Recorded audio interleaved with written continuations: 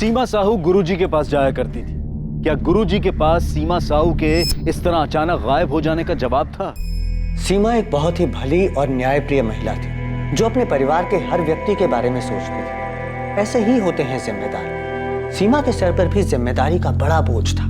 सीमा के भी परिवार में ऐसे बहुत से लोग होंगे जो हर चीज के लिए उसे जिम्मेदार ठहराते होंगे।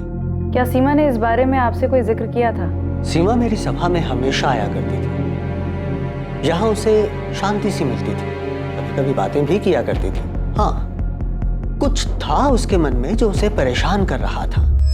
मैं नहीं जानती गुरुजी, लेकिन हाँ मैं ये जानती हूँ कि मैं हर वक्त सही नहीं हो सकती। लेकिन अगर हर किसी को सही निर्णय और सही फैसले के लिए मुझी से उम्मीद है तो मैं क्या कर सकती हूँ? कभी कभी समय को अपना काम करने देना चाहिए सीमा। मैं हर चीज समय पर नहीं छोड़ सकती गुरुजी, और उसमें खास तौर पर जब हर कोई अपनी परेशानी का हल ढूंढने के लिए मेरे ही दरवाजे पर आकर दस्तक दे। देखो सीमा, तुम सबकी परेशानी या उसके हल के लिए जिम्मेदार नहीं हो। क्या तुम अपने दरवाजे पर आने वाले हर एक इंसान को जवाब देना अनिवार्य समझती हो? या क्या तुम अपनी जिम्मेदारी के बोझ के तले इतनी बुरी तरह दब गई हो कि तुम्हें यह लगता है कि हर इंसान को अपनी परेशानी लेकर तुम्हारे दरवाजे पर दस्तक देने आना चाहिए? मैं श्योर नहीं हूँ गुरुजी, लेकिन शायद हाँ, क्योंकि कहीं ना कहीं मैं अपने परिवार के लिए सही डिसीजन लेते रहना चाहती हूँ। आखिर वो लोग मेरे अपने हैं और उन लोगों को मुझसे बहुत उम्मीद है। अगर तुम शांति चाहती हो तो तुम्हें दूसरों की अशांति से दूर रहना होगा। क्या यह अशांति इतनी बुरी थी कि सीमा को घर से भागना पड़ा? जी, सीमा ऐसी नहीं थी।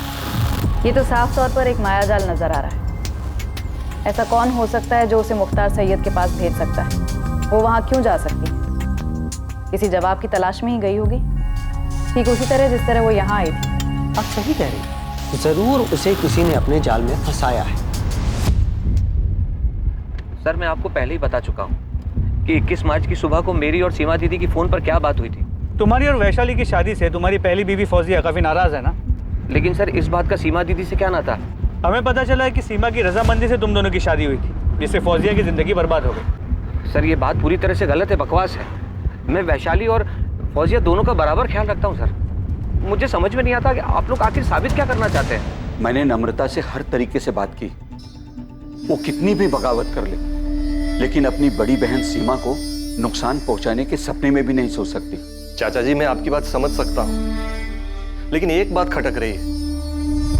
मुख्तार सैयद जैसे आदमी को मिलने के लिए सीमा कैसे जा सकती है, वो भी उसी दिन जिस दिन वो नम्रता को समझाने वाली थी। जरूर किसी ने हमारी सीमा से नम्रता के बारे में बात करने के लिए आने के मौके का फायदा उठाया है।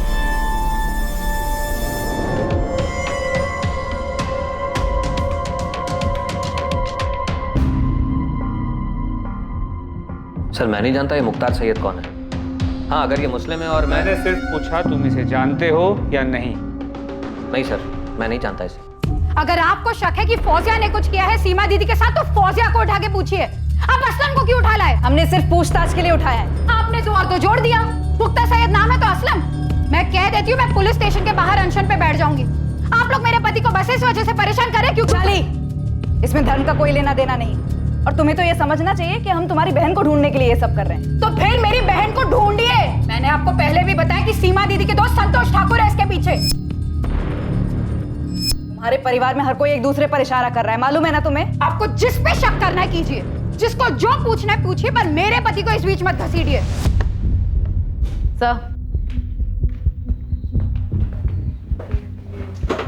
सर, ये वैशाली बहुत हंगामा कर रही है। धमकी दे रही है कि अगर हमने असलम को नहीं छोड़ा तो वो बाहर अनशन पर बैठ जाएगी। चोर की दाढ़ी में तिनका। कह नहीं सकते सर, पर ये सिचुएशन मुश्किल हो सकती है। उसने सीमा के हस्बैंड यशवंत को फोन करके बुला लिया है और बाकी लोगों को भी इकट्ठा कर रही है। ठीक है, उसे बोलो 10 मिनट में असलम को पूछताछ करके छोड़ते हैं। सर, असलम, हम तुम्हें पुलिस स्टेशन क्या ले आए? तुम्हारी बीवी वैशाली ने तो हंगामा मचा दिया। क्यों नहीं मचाएगी सर? क्योंकि वो अच्छी तरह जानती है कि मैं सीमा दीदी के कितना करीब था, और आप लोग बिना किसी वजह के मुझसे इस तरह पूछताछ कर रहे हैं। और एक तरफ आप कह रहे हैं कि इसके पीछे मेरी पहली बीवी फौजिया का हाथ है। सर, आपको लगता है फौजिया इतनी चालाक है कि वो एक जाल बुनेगी और सीमा दीदी उसमें फंस जाएगी? सर, ऐसा करने की हिम्मत सिर्फ उसकी हो सकती है जो सीमा दीदी के सबसे करीब हो। तुम्हारा इशारा यशवंत की तरफ? या फिर सीमा के बेटे राजेश की तरफ? सर मैं कोई नाम नहीं ले रहा, लेकिन आप खुद सोचिए, सीमा दीदी रेड शाइन होटल में एक ऐसे अजनबी इंसान से मिलने जाती है जो कि फर्जी है। मिलने की क्या वजह हो सकती है सर? आप उस वजह को ढूंढिए ना। सर पहली बात तो यह है कि सीमा दीदी किसी पे भरोसा किए बिना उससे मिलने नहीं जा सकती। हर चीज में खुद सोच समझ के वो फैसला लेती थी। ये नम्रता वाले मामले में ही देख लीजिए आप सर। क्या दीदी ने चाचा चाची से उस हिमांशु के बारे में पता करने की कोशिश की कि ये लड़का कौन है, क्या करता है, कहाँ से आया है? नहीं सर, उन्होंने किसी से बात तक नहीं की। तो सीमा फर्जी मुख्तार सैयद से मिलने के लिए होटल रेस्टोरेंट क्यों गई? सर मैं तो बल्लीपुर में था और सीमा दीदी मेरी बात सुनने से रही। अरे आप वैशाली दीदी से पूछो ना, वो तो यहीं रहती है भोपाल में, या फिर राधा भाभी से। क्या ये सब मिलकर कुछ नहीं कर सकते? वैशाली के पति असलम शेख को पूछताछ के बाद पुलिस ने छोड़ दिया और ऐसा ही हुआ मुकेश और उसकी बीवी चंचल के साथ। इनके खिलाफ भी पुलिस को कुछ नहीं मिला।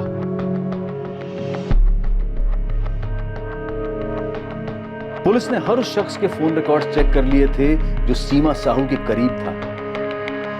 सीमा साहू के पति और उसके बेटे ने अखबारों में इश्तिहार दिया जिसमें सीमा साहू को ढूंढने वालों के लिए इनाम घोषित किया गया था।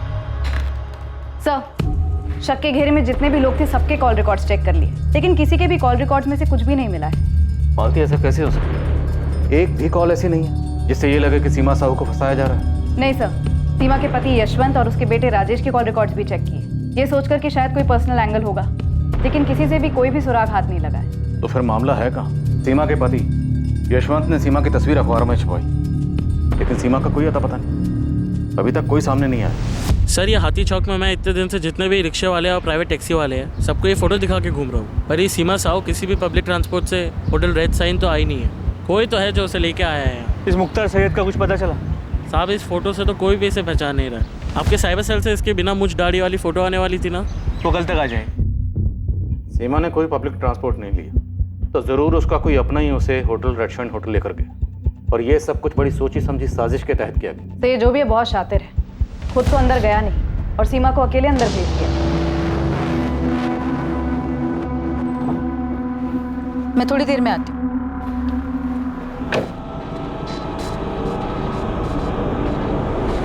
हाथी चौक के आसपास कोई दुकान, एटीएम, कहीं कोई सीसीटीवी नहीं है सर, लेकिन होटल रेड शाइन के आसपास नहीं। सीमा जहाँ रहती है राठी कॉलोनी, वहाँ तो नहीं है। तो सीमा के जितने भी करीब है उनमें से किसी की भी मोबाइल लोकेशन सीमा के मोबाइल लोकेशन से मैच नहीं करती। 21 मार्च को सब लोग या तो काम में या कहीं और बिजी थे। और हिमांशु कनौज या नम्रता का आशिक, इसकी तो बलीपुरा गाँव ही होगा। जी सर। और असलम शेख? असलम शेख अपने गांव महबूब नगर में ही था, उसका वहीं का लोकेशन आया। जैसा कि हमको पहले लगा था, अब तो ये और भी मुश्किल है कि सीमा को इतने दिनों तक बंदी बनाकर रखा गया हो। लेकिन अगर सीमा के साथ कुछ और भी हुआ तो कहाँ हुआ, कैसे हुआ, किसने किया? सर ये सारे परिवार वाले एक दूसरे की ओर इशारा कर रहे हैं। हो सकता है सीमा से इन सबको कोई ना कोई शिकवा रहा होगा। पॉसिबिलिटी है कि सीमा ने अपने परिवार के अलावा भी किसी और की जिंदगी में भी दखलंदाजी की है।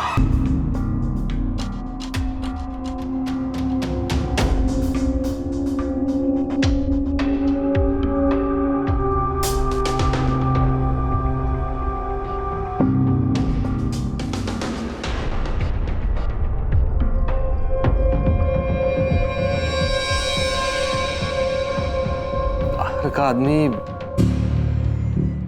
नहीं सर, उस बारे में मुझे कुछ नहीं पता, लेकिन हमारे मोहल्ले में सीमा का सबके साथ बहुत अच्छा था। लोग बहुत इज्जत करते थे उसकी, अपनी परेशानियां लेकर आते थे उसके पास सलाह मशवरा के लिए। एक बात समझ से बाहर है कि सीमा किसी फर्जी इंसान को मिलने क्यों जाएगी। कोई तो बात थी जो उसे परेशान कर रही थी, इसलिए किसी के कहने पर वो इस फर्जी मुख्तार सैयद से मिलने अकेली गई, वो भी होटल में। नरेश नागपाल, वैशाली का पहला पति सर, वो सीमा से काफी नाराज था। सीमा तुम्हारी बहन तुम्हारा इस्तेमाल कर रही है मेरे बारे में गलत अफवाह बनाने के लिए। अरे ये हमारे आपस का मामला है, और वो ऐसे कैसे घर छोड़ के जा सकती मेरी बेटी के साथ? नरेश, प्रिया वैशाली की भी बेटी है। अरे तो मैं भी बाप हूं उसका। तो मैं मानता हूं कि मैंने उसके ऊपर हाथ उठाया है, लेकिन तुम भी अच्छी तरह से जानती हो कि तुम्हारी बहन कैसी है। वो जैसी भी है, लेकिन तुम्हें कोई हक नहीं है उसे इस तरह मारने का। मुझे अब इसके साथ नहीं जाना, नहीं रह सकती मैं अब और इसके साथ। अरे वैशाली, नरेश ने वादा किया है दोबारा तुम पर हाथ नहीं उठाएगा। अरे अब तो मैं भूल चुकी हूँ दीदी, भूल चुकी हूँ कि पिछले 5 साल में ऐसे वादे इसने मुझसे कितनी बार किए हैं। हाँ मैं भी भूल चुका हूँ, कि प्रिया को घर पे अकेले छोड़ के तुम कितनी बार खैर मदद के साथ बाहर घूमने गई हो। अब मेरा मुंह मत खुलवाना। नरेश बस। वैशाली, तुम दोनों के इस झगड़े का प्रिया पर क्या असर होगा? और इसकी करतूतों का प्रिया पर बड़ा अच्छा असर पड़ेगा ना। ये मुझे प्रिया के सामने मारता है और अब मैं ऐसे चुपचाप मार खा के नहीं रह सकती दीदी। अरे नहीं रह सकती तो सुधार लो अपनी हरकतें ना। तुम पहले अपनी हरकतें ठीक करो, मैं तुम्हारे साथ नहीं आने वाली और ये बात तो तय है। सर, वैशाली और नरेश का डिवोर्स हुआ नहीं अभी तक, लेकिन वैशाली नरेश के पास जाना नहीं चाहती। नरेश काफी नाराज हुआ था जब सीमा ने फैसला किया था कि वैशाली अब नरेश के पास नहीं जाएगी। सीमा ने ये फैसला लिया। तुम दोनों का जो ये मामला है ना, इसे सुलझाना नामुमकिन। और जहां तक रही बात साथ रहने की, तो बेहतर ये होगा ना कि तुम दोनों अलग ही रहो। हाँ तो चला जाऊंगा, मुझे कोई शौक नहीं उसके साथ रहने का, लेकिन जाऊंगा तो अपनी बेटी के साथ। तुम लड़ाई लड़ना चाहते हो? लड़ो, लेकिन प्रिया वैशाली के साथ ही रहेगी। तुम्हारा पक्ष कमजोर हो जाएगा नरेश, ये ध्यान रखना।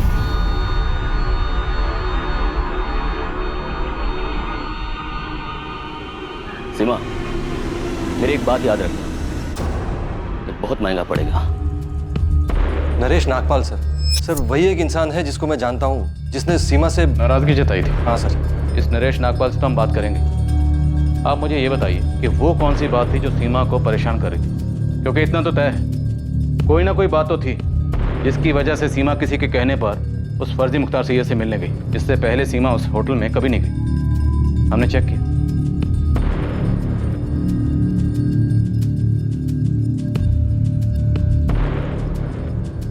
एक जवान आदमी बूढ़े के भेष में सीमा साहू से मिलता है। कहीं ये कोई हिस्ट्री शीटर तो नहीं? सर, हिस्ट्री शीटर्स को तो काफी खंगाला है। पिंटू खबरी ने भी काफी लोगों की तलाशी ली।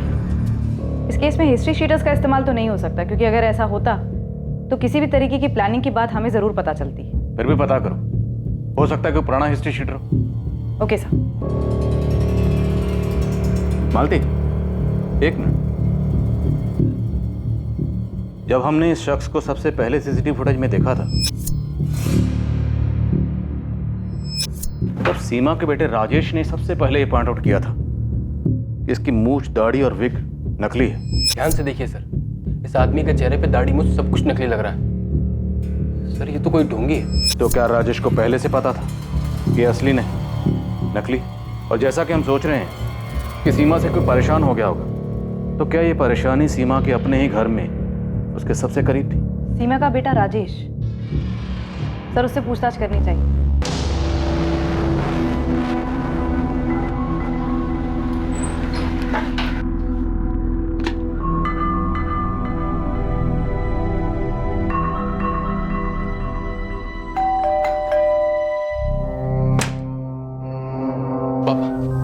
मम्मी का कुछ पता चला? 21 मार्च को सीमा साहू को एक ऐसे जाल में फंसाया गया जो सीमा की परेशानियों का अंत करने के झूठे प्रस्ताव के रूप में उसके सामने आया। तूने सीमा को धमकी दी थी नरेश कि उसे बहुत महंगा पड़ेगा। अब बहुत महंगा पड़ेगा कहना मतलब ये थोड़ी है कि मैं उसे मार देता। मार देता? मतलब सीमा मर चुकी है? अब आपको जो समझना है आप समझिए। मैं आपसे पहले ही बता चुका हूँ कि मेरा कोई लेना देना नहीं है इस चीज़ से। पर दर्द है तो सिर्फ इस बात का कि मैंने अपनी बेटी प्रिया को खो दिया, लेकिन उस चीज़ को मैं मन ही मन पी गया।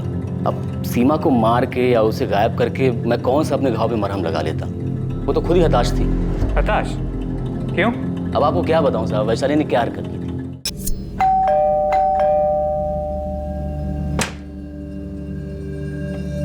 प्रिया नहीं है। क्या? वैशाली, मैंने तुमसे पहले ही कहा था मैं आ रहा हूँ, फिर भी? प्रिया की फ्रेंड की बर्थडे पार्टी है, कल ही पता चला था। ठीक है, मैं यही वेट करता हूँ। बाहर ही वेट कर लो, आए तो मिल लेना। एक मिनट, आप कौन होते हमारे बीच में बोलने वाले? मैं वो मेरे पति हैं। होशंगाबाद के जिस मोहल्ले में हम रहते थे वहाँ आए दिन खबर मिलती थी, आज वैशाली इसके साथ देखी गई, आज वैशाली उसके साथ देखी गई, और मुझे छोड़कर वो भी गई कहाँ? असलम के साथ, जो खुद शादीशुदा था। इन दोनों की शादी हुई भी थी कि नहीं किसे पता। यही बात पूछने मैं सीमा के पास गया था कि तुमने इसीलिए सपोर्ट किया था अपनी बहन का कि मुझसे अलग हो सके या फिर मेरी बेटी को मुझसे अलग कर दे। देखो नरेश, वैशाली असलम के साथ खुश है और असलम हमारे परिवार के लिए बहुत कुछ करता है। वो हमारी माँ से मिलने टाइम टू टाइम बलीपुर जाता है। मुकेश से भी उसकी अच्छी बनती है। राधा भाभी को भी कोई भी काम हो, असलम हमेशा आगे आता है, वो सबका ख्याल रखता है। लेकिन क्या उसका पहले से शादीशुदा होना सही है? उसकी बीवी है, बच्चे हैं, फिर भी तुमने उसे वैशाली के पति के रूप में एक्सेप्ट कर लिया। मैंने कहा ना तुमसे, वैशाली असलम के साथ खुश है। उसने पहले मेरी जिंदगी उजाड़ी और तुमने उजड़ने दी। अब वो असलम की जिंदगी उजाड़ रही है और तुम कुछ नहीं बोल रही। तुम्हें पता है तुम कितनी गलत हो। जिस आदमी को तुम अपने परिवार का हिस्सा बता रही हो ना, मेरा शौहर है वो। अरे तुम लोगों ने मिलकर मेरी जिंदगी बर्बाद कर दी। फौजिया पहले शांत हो जा। और असलम से ना मैंने नहीं कहा था जाकर वैशाली से प्यार मोहब्बत करे, ठीक है? असलम मेरा शौहर है, मेरे बच्चे का बाप। और आप लोगों ने मिलकर मेरी जिंदगी बर्बाद करने की ना साजिश की है। बद्दुआ देती हूँ आप लोगों को। जैसे मेरी जिंदगी बर्बाद हुई है ना सीमा, एक दिन तुम्हारी भी जिंदगी ऐसे ही बर्बाद होगी, देख लेना तुम। देखो नरेश, मैंने ना तुम्हारा घर उजाड़ा है और ना ही असलम का। कभी वैशाली से मैंने ये नहीं कहा कि वो तुम्हें छोड़ दे, और ना ही कभी मैंने ये कहा है उससे कि वो जाकर असलम के साथ रहे। सीमा, याद रखना, जुर्म करने वाले का साथ देने वाला भी उतना ही बड़ा गुनहगार होता है। नरेश, बस बहुत हुआ। तुम एक काम करो, जाकर वैशाली से अपनी प्रॉब्लम सुलझाओ। अरे थक गई तुम लोग की बातें सुन सुनकर। अच्छा, ये बात तुम्हें पहले सोचनी चाहिए थी। ये मेरे और वैशाली के बीच का मामला है और हमारे बीच में हमारी बेटी थी। सीमा, तुम्हें हमारे मामले में दखल देना ही नहीं चाहिए था। सर, अब सीमा को मार के या उसे गायब करके मेरी बिखरी जिंदगी तो वापस नहीं मिलने वाली ना। सीमा को दूसरों की जिंदगी में दखल देने की और बिना जरूरत के फैसला लेने की आदत थी। अब उसकी इस बात पे कोई खफा हो गया होगा, किसी को इतना गुस्सा आया होगा कि, लेकिन साहब मैं वो आदमी नहीं। ये तुम क्या कर रहे हो मुकेश? हर महीने राधा भाभी को जो पैसे भेजते हैं वही भेज रहा हूँ। और नहीं भेजोगे तो क्या वो मर जाएंगी? अरे लेकिन चंचल, हम हर महीने उनको देते हर हैं। महीने जबरदस्ती भेजते थे सीमा दीदी के कहने पर, और अब तो सीमा दीदी नहीं है। कब वक्त कल आएगी मुकेश, पैसे भेजने की कोई जरूरत नहीं है। फोन ही मत उठाओ राधा भाभी का, वो खुद ही समझ जाएंगी। मुकेश अब फोन ही नहीं उठा रहा है वैशाली। मैं मुकेश से बात करती हूँ। ये सीमा ऐसे कहाँ चली गई? मुझे क्या पता भाभी, मुझे थोड़ी बोल कर गई वो। मैं भी तो यही थी ना आप लोगों के साथ। सीमा यहाँ होती ना तो मुकेश ऐसा बर्ताव कभी नहीं करता। तो ठीक है, आप इंतजार कीजिए सीमा दीदी के वापस आने का, वहीं आकर मुकेश से बात कर लेंगे। तुम ऐसे क्यों बात कर रही हो? क्योंकि आप बात ही ऐसे कर रही हो। भाभी, मैं कह रही हूँ कि मैं मुकेश से बात करती हूँ, लेकिन नहीं, आप बोल रही हो कि सीमा दीदी यहाँ होती तो ऐसा नहीं होता। आप लोगों ने ना उन्हें भगवान बनाकर ना जाने कौन से 7वें आसमान पर बिठा रखा। तुझे क्या हो गया वैशाली? मैं भी परेशान हूँ। वहाँ चाचा जी बार बार मुझे फोन करके पूछ रहे कि सीमा दीदी अब तक लौटी क्यों नहीं। ये यशवंत जीजा जी मुझसे बार बार पूछ रहे कि मुझे कुछ सीमा दीदी ने बताया था क्या। माँ भी मुझसे ही बार बार पूछ रही है। जब तक सीमा दीदी थी तब तक सब उसी को पूछते थे, अब नहीं है तब भी उसी के बारे में सवाल कर रहे हैं। बस सीमा सीमा सीमा सीमा सीमा ही सब कुछ है, बाकी किसी की कोई लाइफ नहीं है। वैशाली, तेरा कुछ झगड़ा हुआ है क्या असलम के साथ? बड़ी जल्दी अकल आ गई तुझे? खाना खाने देगी चैन से मुझे? क्यों? उस कमीनी ने भी चैन से खाने नहीं दिया? अगर वो कमीनी है ना, अपनी शक्ल देख ले शीशे में जाके। वो तूने कहावत सुनी है, आसमान से गिरे खजूर पे अटके वैसी हालत हो गई मेरी। खजूर पे नहीं अटका तू, बवंडर में फंसा है। वैसे तूने सब किया किसके लिए? हाँ, उस सीमा के भाई मुकेश और उसकी पत्नी चंचल के लिए, या सीमा के बेटे राजेश के लिए, या जिस खजूर पे अटका हुआ ना उस वैशाली के लिए?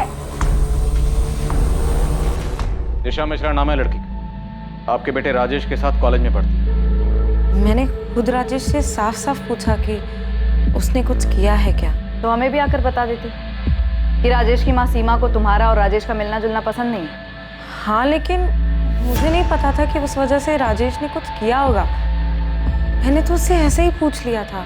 यशवंत, इतनी बड़ी बात, ऐसा तो हो ही नहीं सकता कि आपको पता ही ना हो कि आपके बेटे राजेश की इस दिशा को लेके अपनी माँ से लड़ाई चल रही है। राजेश, पुलिस मुझसे बार बार पूछ रही थी कि तुम्हारी मम्मी किस बात को लेकर परेशान है। मैंने कुछ बताया नहीं उन्हें।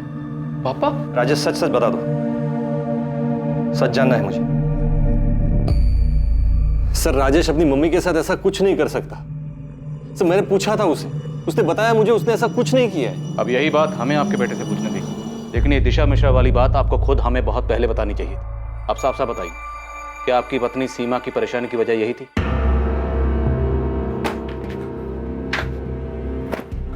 अरे क्यों भाग रहे हो यहाँ से? बताना पड़ेगा तुम्हें। असलम, क्या किया तुमने? किसके कहने पे किया है? फौजिया, तुम पहले फरीद को लेकर आओ, हमारे पास बहुत वक्त है, आराम से बात कर लेंगे बाद में। तुम अभी लेके आओ पहले उसे। जाओ तुम। हाँ, थी अनबन राजेश और उसकी मम्मी के बीच दिशा को लेकर, लेकिन राजेश ऐसा कुछ नहीं कर सकता। सर, राजेश जो भी है अपनी मम्मी से, हमें शुरू से यही शक कि सीमा का कोई करीबी ही उसे उस फर्जी मुख्तार सैयद से मिलवाने के लिए होटल रेड शाइन निकल गया।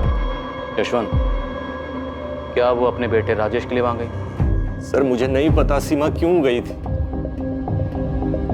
लेकिन हाँ सर, वो राजेश को लेकर परेशान थी। मुझे अपनी जिंदगी में क्या करना है ये मैं खुद डिसाइड कर सकता हूँ। राजेश, अपनी आवाज नीचे करो। तो आपको अपनी आवाज उठा लेनी चाहिए थी। राजेश तुम बस करो मम्मी, बहुत हो गया। यहाँ सब आपके गुलाम नहीं है। तेरा ना दिमाग खराब हो गया है। अरे अभी तू फर्स्ट ईयर में है, पूरी जिंदगी पड़ी है तेरी। इस तरह लड़की के पीछे ना अभी पागल मत बन तू, समझा? तेरी मम्मी कौन सा तुझे उस लड़के के साथ दोस्ती तोड़ने को बोल रही है? क्या नाटक लगा रखा है? अब भी कभी शादी करनी है? 18 साल के हो तुम लोग। उस लड़के के माँ बाप क्या तुझे? उसके माँ बाप मम्मी की तरह नहीं है, जिन्हें लगता है कि सिर्फ वो ही सबकी जिंदगी के फैसले ले सकती है। अगर तू अपनी भलाई सोच सकता ना तो आज अपने माँ बाप के बारे में ना ये बात नहीं करता। माँ बाप नहीं मम्मी, सिर्फ माँ। मैं पापा के बारे में कभी ऐसा नहीं बोल सकता, क्योंकि वो कभी दूसरे की जिंदगी में दखल नहीं देते। तुम देती हो, मैंने देखा है। तुम सबके साथ बुरा बर्ताव करती हो। किस तरह वैशाली मौसी और मुकेश मामा को तुम नीचा दिखाती हो। तुम खुद को भगवान मानती हो। बस राधा चाची तुमसे वफादार है क्योंकि तुम उन पर तरस खाती, वरना कोई तुम्हारी दिल से इज्जत नहीं करता, क्योंकि तुम खुद को भगवान मानकर सबकी जिंदगियों के फैसले लेती हो। कि तुम मेरी जिंदगी की भगवान नहीं बन सकती, और मेरे लिए तो बिल्कुल भी नहीं। जाओ दूसरों की जिंदगी पर राज करो। मैं तुम्हें अपनी जिंदगी के फैसले का मोहताज नहीं बना सकता। हाँ सर, मेरी माँ स्वभाव की स्ट्रांग थी, वो सबकी जिंदगी के फैसले लेती थी। जरूरत ना पड़ने पर भी वो दूसरे की जिंदगी में दखल देती थी। ये आदमी कौन है राजेश? मुझे नहीं पता। सबसे पहले तुम्ही ने पॉइंट आउट किया था कि मुख्तार सैयद की दाढ़ी मूछें नकली है। मैंने नोटिस किया था, कोई भी कर सकता है। राजेश, तुम और तुम्हारी गर्लफ्रेंड दिशा पहले से हमारे शक के घेरे में। सर, दिशा का इन सबसे कोई लेना देना नहीं है। तो फिर किसका लेना देना है? तुम्हारा?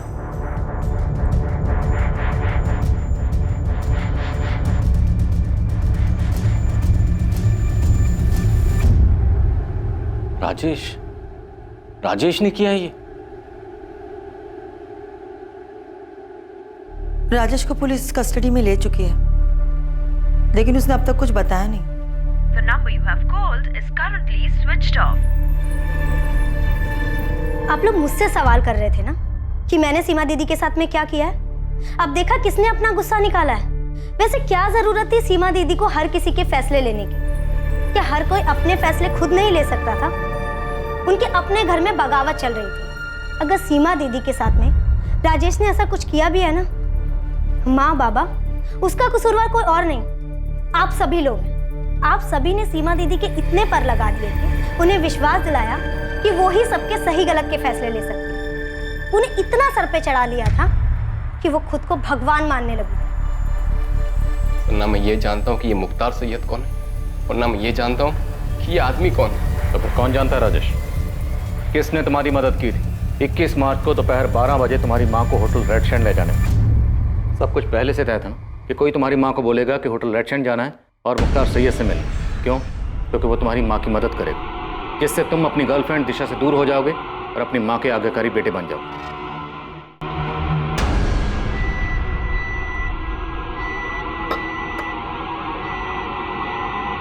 ये जो बुरी ताकतें हैं सीमा, हमें उन पर काबू पाना है। जो तुम्हारे मंसूबे पर बुरी नजर डाल रहे हैं, उन बुरी नजरों को हमें दूर करना है। लो,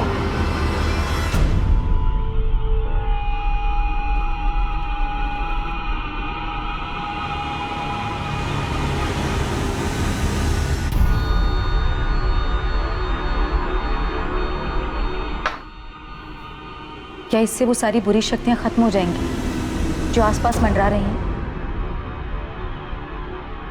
ये सब कुछ साफ कर देगा सीमा, सब कुछ, सभी बुरी शक्तियों को नष्ट कर देगा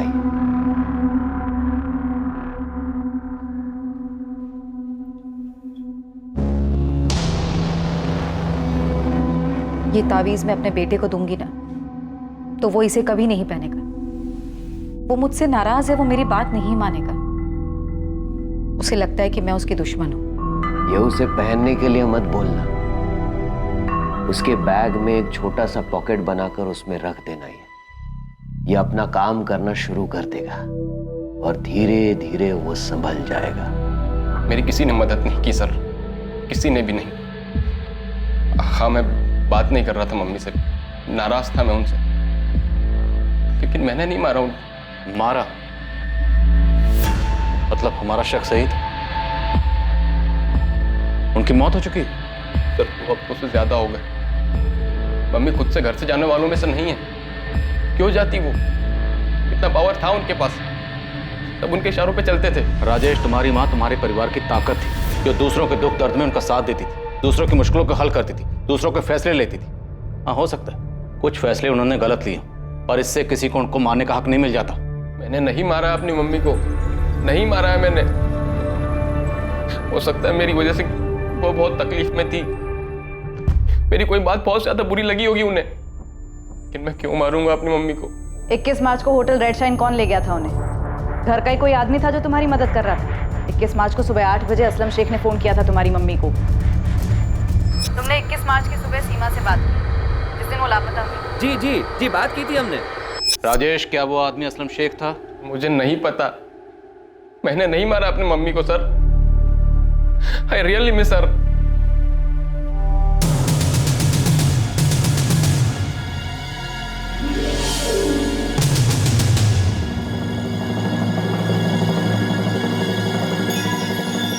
इस मामले में एक और चौंका देने वाली बात सामने आई। असलम शेख भी अब लापता हो गया।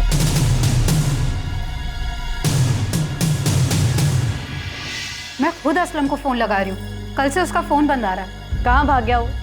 उधर हम राजेश तक पहुँचते हैं और इधर असलम भाग जाता है। मुझे भी नहीं पता, मैं खुद उस तक पहुँचने की कोशिश कर रही हूँ। उसका छोटा भाई शमशेर भी नहीं जानता कि असलम चला कहाँ गया। सर आप क्या ढूंढ रहे हैं सर? अंदर के कबाड़ भी खाली है, लगता है दोनों भागे, असलम और फौजिया। कहाँ गए दोनों? सर नहीं पता सर, महबूब नगर में अम्मी अब्बू को भी फोन किया था सर, वहाँ पे भी नहीं है। देख, इतना तो साफ है कि ये सब कुछ असलम का किया था। अगर जल्द हाथ नहीं लगा ना, बुरा फंसेगा। अब ये बात पूरे परिवार को पता चल चुकी थी कि सीमा के साथ हुई इस वारदात में असलम शेख का ही हाथ था। और उनके लिए और भी चौंकाने वाली बात ये थी कि सीमा का बेटा राजेश खुद एक संदिग्ध था। शायद अपनी मां को फंसाने की साजिश में असलम शेख से मिला हुआ था। सीमा को पहले जाल में फंसाना, फिर उसकी हत्या कर देना, ये साजिश अब साफ होती जा रही थी। लेकिन असलम तक पहुंच पाना और ये साबित कर पाना कि इसमें राजेश का भी हाथ है, अब भी बहुत मुश्किल नजर आ रहा था। क्या सच में राजेश का अपनी मां की हत्या में हाथ था? बड़ी थी वो, तुम सबसे बड़ी। तुम्हारे पापा के गुजर जाने के बाद मैं बिल्कुल टूट गई थी। मुझे खुद समझ में नहीं आ रहा था कि इतनी सारी जिम्मेदारियां मैं कैसे संभालूंगी। तब सीमा ने आगे बढ़कर सब कुछ संभाला था। वो भी कह सकती थी कि उसका अपना परिवार है जिसे उसको संभालना है। ये परेशानियां, ये जिम्मेदारियां उसकी नहीं हैं, पर उसने जो किया सिर्फ तुम लोगों के लिए किया, एक हक के साथ कि ये परिवार उसका है। सर, ये असलम शेख जहां भी जा सकता है, दोस्त, रिश्तेदार, उन सब के घर के आसपास खबरियों को तैनात कर दिया। और अभी तक उसका कुछ पता नहीं चला? नहीं सर। दिनेश, ऐसे कहाँ गायब हो गया वो? सर, मुझे लगता है कि असलम को पता चल गया था कि हम इस केस को सुलझाने के काफी करीब आए। सर, राजेश से 15वीं बार पूछताछ कर चुके हैं। वो अपने बयान पर डटा हुआ है और उसके खिलाफ हमें कोई सबूत भी नहीं मिला है। सर, आई फील राजेश इस केस में इन्वॉल्व नहीं है। क्यों? सर, इतना तो पक्का हो गया कि असलम शेख इसमें इन्वॉल्व है, लेकिन असलम राजेश के लिए ये सब क्यों करे? सर, आई मीन असलम को कोई तो फायदा होना चाहिए। राजेश असलम को ऐसे क्या दे सकता है कि असलम राजेश के लिए ये करे? अगर फायदे की बात है तो फिर मुकेश हो सकता है। उसकी पुश्तैनी घर और जमीन सीमा उसे बेचने नहीं दे रही थी।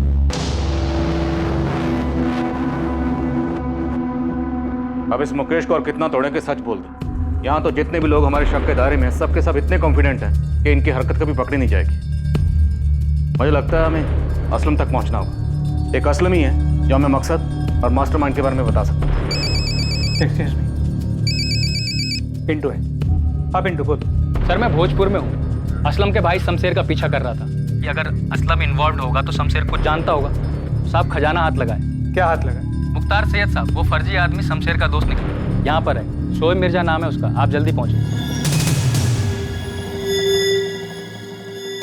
एक तरफ पुलिस शोएब मिर्जा को उठाने निकली जो मुख्तार सैयद होने का ढोंग रचा रहा था।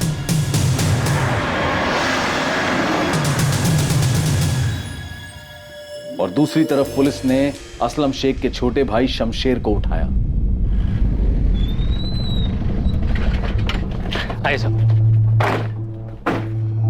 ये वाला सामने वाला घर है।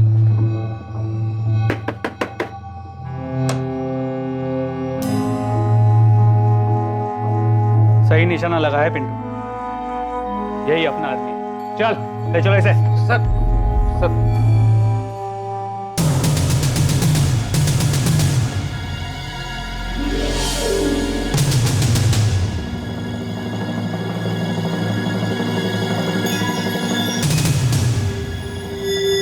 माशाअल्लाह, सही लग रहे हो शोएब। शुक्रिया असलम मियां। मस्त, एकदम मस्त एक्टर हो गया तू। हाथ तोड़ो या पैर तोड़ो शमशेर। कुछ मत कीजिए साहब, मैं सब बताता हूँ साहब। मैंने सिर्फ असलम भाई की मदद की।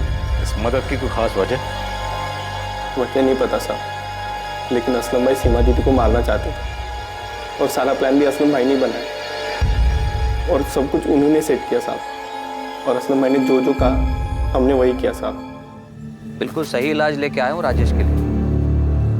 मैं भी इनमें मानता हूँ, बहुत अच्छे से मानता हूँ। मुझे यकीन है राजेश एक दिन सही रास्ते पे आ जाएगा। अच्छा तो कब मिल सकती हूँ मैं मुख्तार भाई से? आप आज ही मिल लीजिए। देखिए मैं तो गांव जा रहा हूँ, शमशेर आपको मिल जाएगा, वो आपको पहुंचा देगा।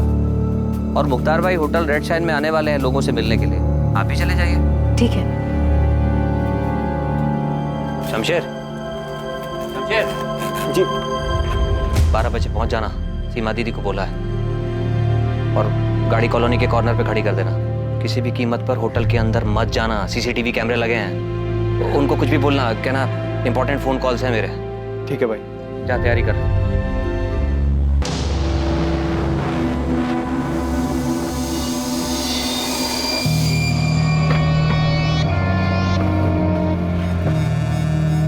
नमस्ते सीमा दीदी।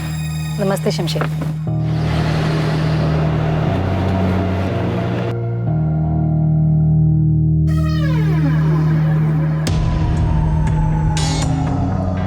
दीदी आप होटल जाकर आ जाइए। मुख्तार भाई रूम नंबर 201 में है। मुझे कुछ कॉल करने ऑर्डर्स के सिलसिले में, तो आप जाकर आ जाइए, मैं यहीं वेट करता हूँ। फिर आपको राधा भाभी क्या ड्रॉप कर दूंगा। ठीक है शमशेर, मैं थोड़ी देर में आती हूँ। अब प्लान के मुताबिक शोएब जो मुख्तार बन के गया था, उसने बेहोशी की दवा पानी में मिला के सीमा दीदी को पिला दी। फिर सीमा दीदी जब गाड़ी में आके बैठी तो उनको तभी से नींद आने लग गई।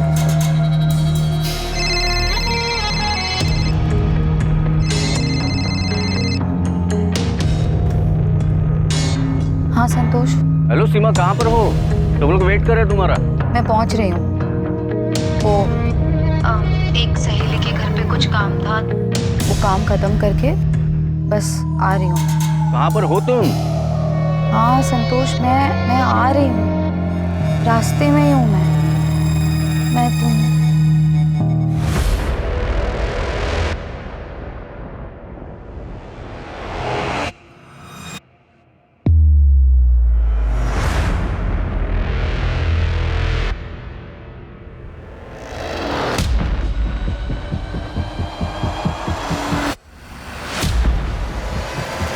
और फिर कहाँ ले जाके मारा?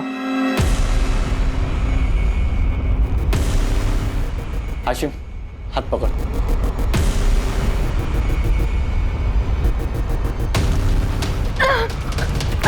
बॉडी कहाँ है शमशेर? साहब दुकान के अंदर वाले कमरे में।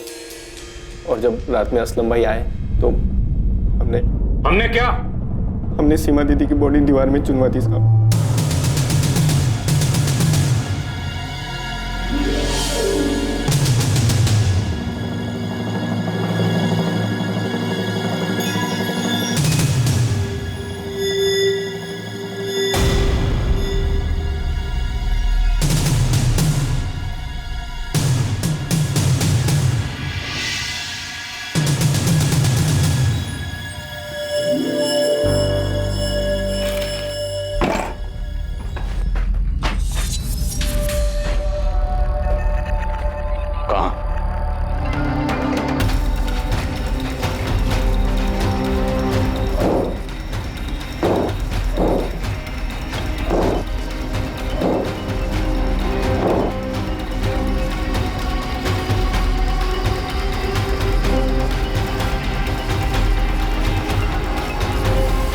असलम सीमा को क्यों मारना चाहता था? नहीं पता साहब।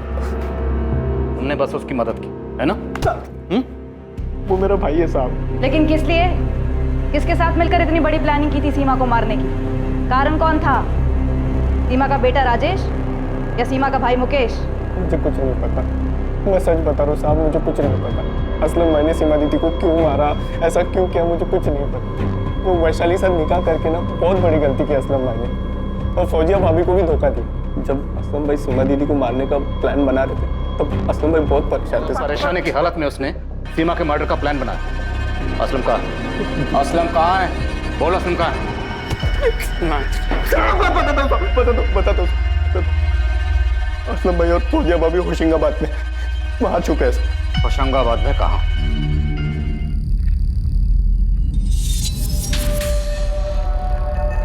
सीमा की बॉडी बुरी तरह से डिकम्पोज हो चुकी है।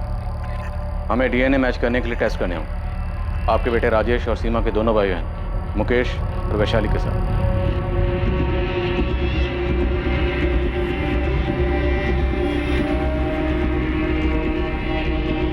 दीदी की डेड बॉडी मिली है माँ। उन्होंने मुझे बुलाया डीएनए सैंपल्स के लिए। और वो असलम शेख, वो पकड़ा गया कि नहीं? उन्हें पता चल चुका है कि वो कहाँ छुपा है। सीमा, मेरे बच्चे।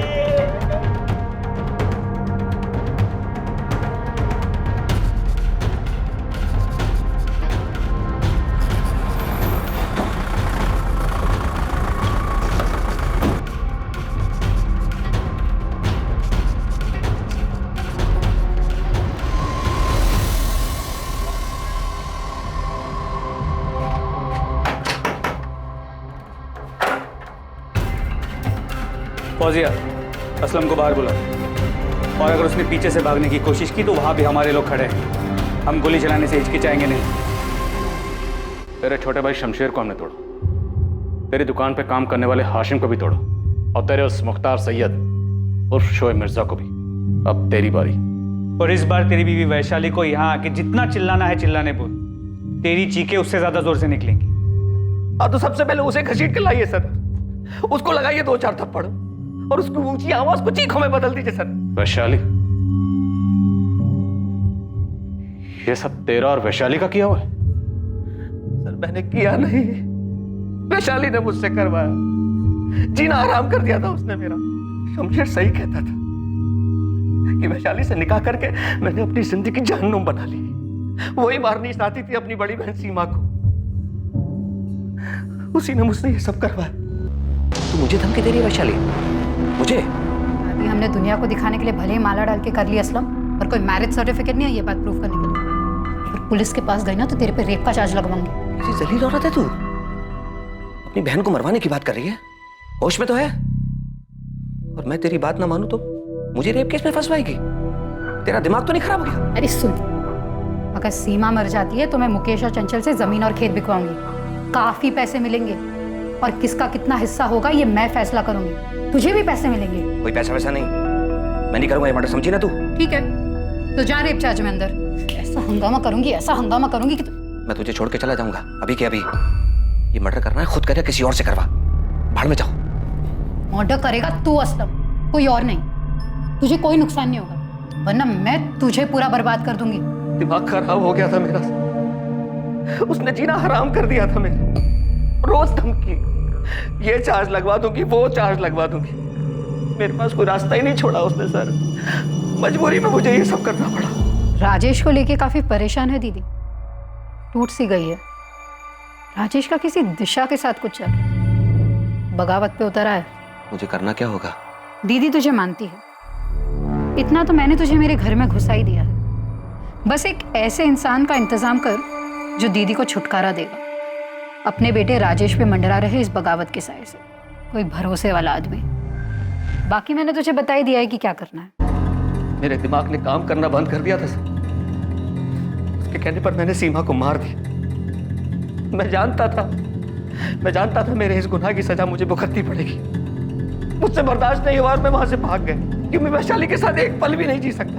उसने मुझसे उस औरत का कत्ल करवा दिया जिसमें जिंदगी में मेरा कुछ भी नहीं बिखरा था, कुछ भी। पुलिस मुकेश के पीछे, संतोष के पीछे, फिर राजेश के पीछे, सबके पीछे दौड़ते रहे, पर तुझ तक कभी नहीं आएगी असलम। देखा ना, तुझे पुलिस स्टेशन बुलाया था तो मैंने कैसा हंगामा किया।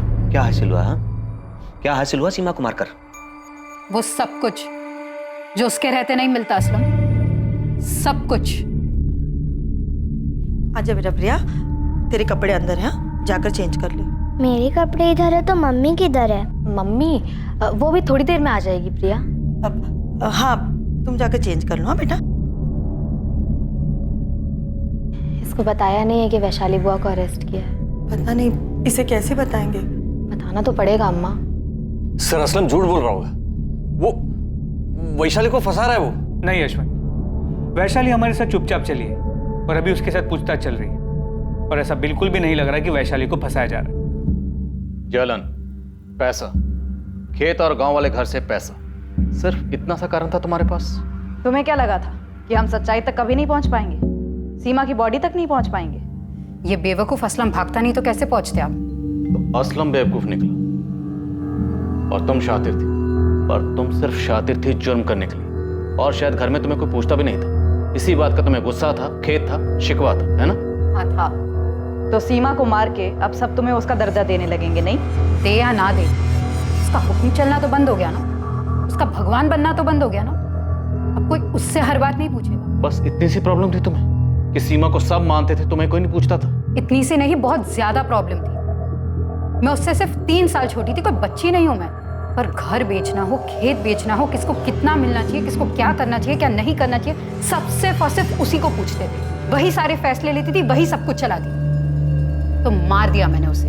लेकिन आपने देख लिया होगा, घर में सबको प्रॉब्लम थी उसके भगवान बन के बैठे रहने से। सब लोग चाहते थे कि सीमा नाम के सरदर्द से बस छुटकारा मिल जाए। हो सकता है तुम्हारे घर में बाकी लोगों को भी सीमा से प्रॉब्लम थी, पर किसी ने उसे मारने के बारे में नहीं सोचा। उसे मारने के बारे में सिर्फ तुमने सोचा। तुम जानती थी कि सीमा अपने बेटे राजेश को लेकर परेशान थी।